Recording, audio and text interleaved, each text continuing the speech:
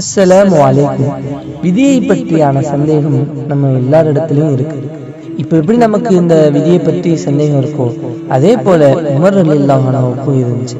ஒரு முறை உமர் ரலியல்லாஹு அன்ஹு ரசூலுல்லாஹ் இடத்துல கேட்கின்றார்கள், நாம் செய்யும் நல்லறங்கள் நாம புதுசா செய்யறோமா, இல்ல தீர்மானிக்கப்பட்டு முடிக்கப்பட்ட காரியத்தை தான் செய்யறோமா யா ரசூலல்லாஹ் என்று கேட்கும்போது நபி ஸல்லல்லாஹு அலைஹி வஸல்லம் சொன்னார்கள், தீர்மானிக்கப்பட்டு முடிக்கப்பட்ட காரியத்தை நாம செய்யறோம். அப்போ உமர் ரலியல்லாஹு அன்ஹு கேட்கிறாங்க, அப்படின்னே அமல் செய்யணும்? இந்த கேள்வி நம்மள்கிட்டையும் உண்டு தானே. எல்லாமே தீர்மானிக்கப்பட்டுருச்சு, அப்புறம் எதுக்கு அமல் செய்யணும் அப்படிங்கிற கேள்வி உண்டு தானே.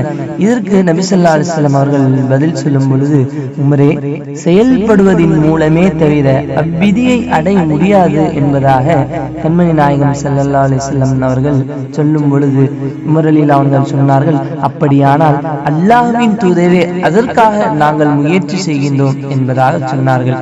இது இப்னு ஹிஃபானிலே பதிவு செய்யப்பட்ட ஹதீஸ். அஸ்ஸலாமு அலைக்கும்.